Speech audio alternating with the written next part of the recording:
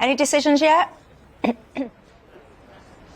No decisions. Well, apart from the fact that we do have a new 1922 executive committee. Remember last week there were lots of talks about they're going to wait for this executive committee to see whether they change the rules to force Boris Johnson to face another leadership vote. Well, that new executive committee is in place. Must be said there's still an awful lot of Boris Johnson critics on it, but also not necessarily that many new faces. So Graham Brady, probably the most famous face of the committee, remains as chairman. In saying that, what they are now discussing is actually more important, given the fact that the Prime Minister has announced that he's resigning as Conservative leader, because they are now going to map out, Michelle, the timetable for his replacement. And we're expecting to hear that in the next hour or so.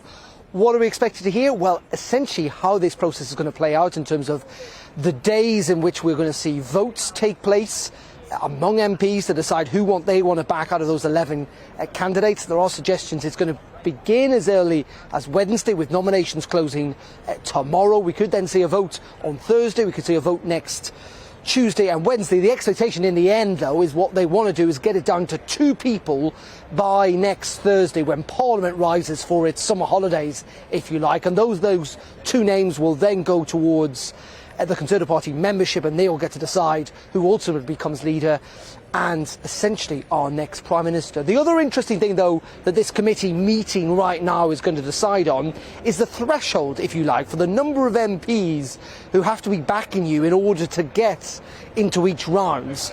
At the moment, there's only 8 MPs, but there are some of those 11 candidates who haven't publicly got the backing of 8 MPs. There are suggestions, though, it could be increased as high as 20, maybe even more than that. And again, at the moment, the only 2 candidates who've got that total of 20 or above are Rishi Sunak and Penny Mordaunt. Now, clearly half of the party hasn't publicly declared who they're backing, so those numbers will change. But it looks like they would take a slightly tougher line. There may be some of those 11 candidates who, frankly, won't even make it into the first round, will have to drop out. And again, it'll be interesting to see who they will back to become the next leader.